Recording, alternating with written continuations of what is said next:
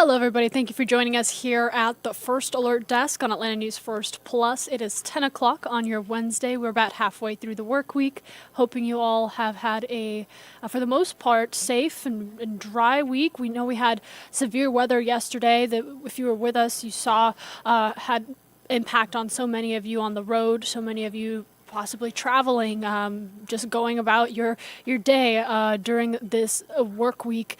So hopefully you are now dry and enjoying a much more pleasant weather pattern. We do still have a First Alert weather day up ahead that we want to warn you about and help you get prepared for whatever the scenarios may be in our weather conditions whenever we do come across them. So First Alert meteorologist Rodney Harris will be joining us here in a moment, but for now I am Maria Moreau taking you through the latest headlines and stories that are developing here in our local community. I always like to start these by taking a look outside.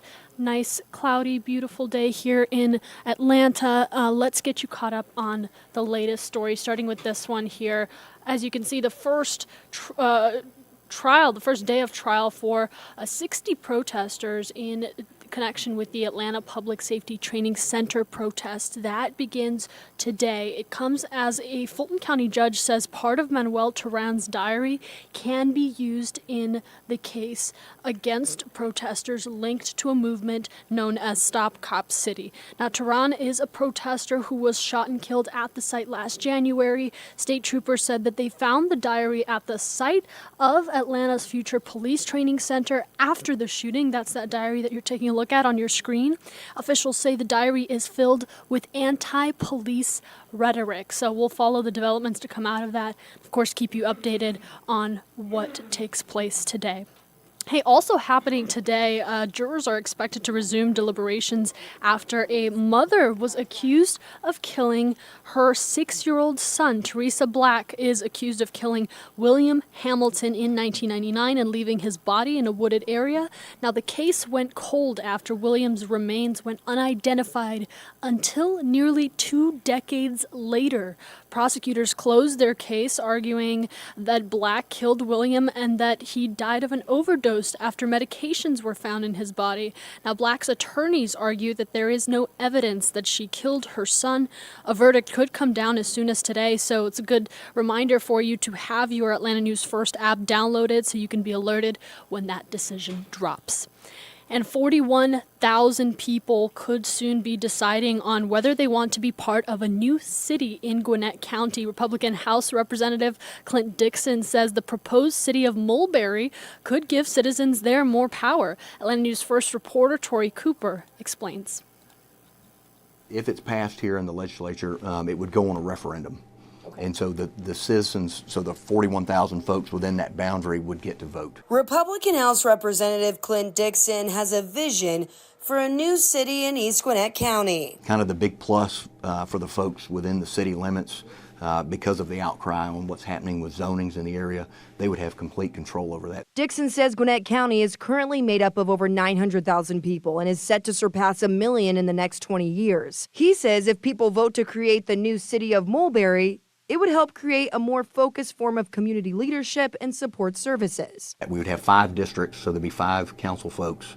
And in those districts, they would represent anywhere from 7,000 to 9,000 people. So it'd be much more local. The elected city council would have a more local focus, over 41,000 people living on both sides of Interstate 85 in northeastern unincorporated Gwinnett, rather than the whole county. Dixon says the goal is to provide a framework helping residents regulate development in their communities, such as apartments and commercial real estate, and to provide more code enforcement. There's issues with, broken windows or graffiti or anything like that with code enforcement, or if there's folks that are, wanting to add on to the house or anything like that, would be handled more at the local level. He says another plus, there would be no additional cost to residents. No additional taxes.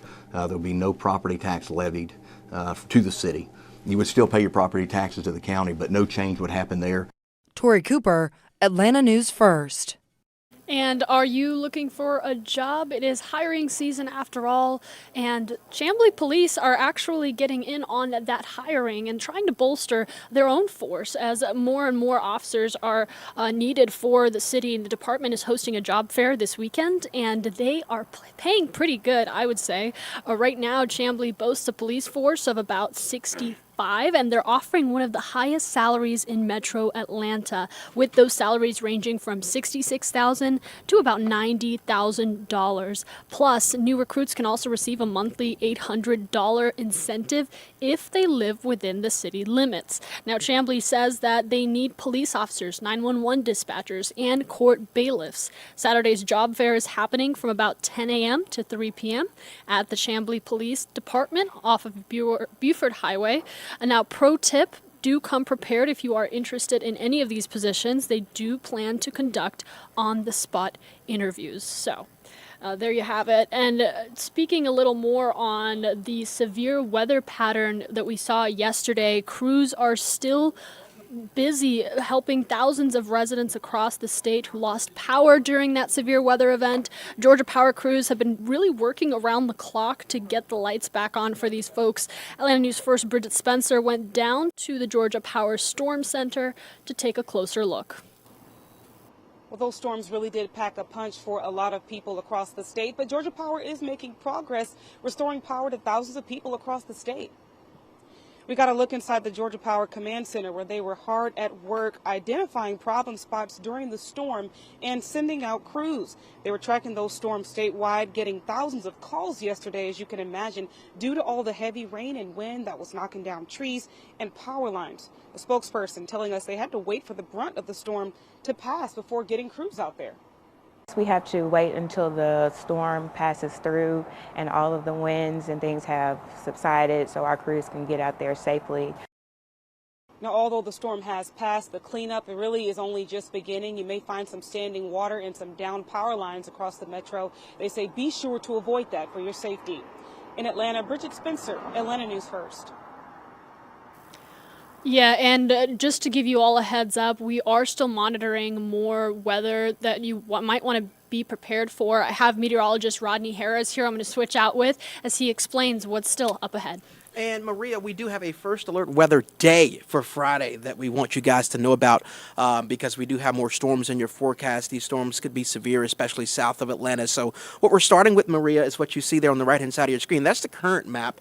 And you can see one weather system on the right-hand side of your screen. That's the system that impacted us yesterday. That's already moving off the map. But on the left-hand side, you can see a whole nother different area of low pressure. It's not that strong now, but as that low moves toward the Midwest today going into Friday, that low is going to get stronger, and it's going to become a full-fledged low-pressure system with the cold front attached to it, and that's going to produce showers and storms for us in North Georgia on Friday. So as far as what you can expect, I want to start with the timing of the rain. Friday morning, it's going to be completely dry. You don't have to worry about any rain at all as you're going to work on Friday. Lunchtime, there may be a shower or two out there, but the coverage will be really low. It won't be until like 2, 3 o'clock when these storms will start to fire up. And unlike yesterday, where it just kind of rained all morning, these storms are going to be more widely scattered, but the problem is the discrete cells is what we're concerned with. Those could be severe with the potential for some damaging winds and isolated tornadoes. That's Friday afternoon, mainly after 2 p.m., but that rain will continue in the storms to about 7 or 8 o'clock on Friday evening, as you can see there, and then after 8 o'clock, that activity is moving east of us. So Friday could be a fairly active day. This is our latest severe weather outlook for Friday, and as you can see, we have 1 through a 5. Remember, 1 is the lowest possible risk of severe weather. A 5 is the worst, highest risk. We have a 2 for the northern part of Metro Atlanta, north of I-20. And a 2 is a slight risk of severe weather, which means a few scattered severe storms will be possible, as we've lost the light over here, Maria. So a 2 is normal. We see that a lot in the spring. But a 3, which is what you see from Atlanta southward, especially along I-20, that indicates a higher risk. And we're concerned for our friends south of I-20. That's really the zone we're going to watch the most exposed here for that potential for severe weather. Again, the biggest threats would be for damaging winds and isolated tornadoes. So we'll watch out for that Friday afternoon going into Friday evening. Want to remind you that there is a difference between a first alert and a first alert weather day. We issue the first alerts anytime there's a change in your weather that we feel you should know about. But a first alert weather day is a more significant alert because your safety could be at risk. So that's why we have that first alert weather day for Friday, because safety will be paramount there. So make sure and stay weather ready. Download our first alert weather app, and we'll keep you up to date leading up to Friday. Right now, as you step out the door, it's 40 degrees, mostly cloudy. No first alerts today. In fact, it'll be completely dry, but it'll stay cold the entire day today. Our highs are only in the 40s, so you'll need the coat the entire day. Staying dry on Thursday, but again, that first alert weather day is on Friday. We'll keep you up to date on that. I want to also point out that after we get past Friday, the weekend is dry, and then next Tuesday, that low drops to 18 degrees, so it will be super cold next Tuesday. That is also a first alert, and we'll keep you up to date with our latest updated forecast coming at you on Atlanta News First at noon. We hope you guys have an amazing day, and until next time, we'll see you soon.